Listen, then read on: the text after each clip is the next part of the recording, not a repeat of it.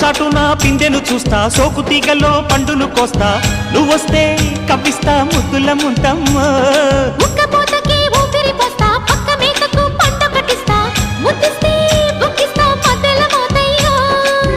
ఓలమ్మో పుకారులు షికారుగా రావమ్మో, ఎదలే ఏడెక్కిస్తే ఎట్టాబులమ్మో. ఊరయ్యో బజారులో మజాలకి రానయ్యో, పగలే పక్కెక్కిస్తే తంటాలేవయ్యో.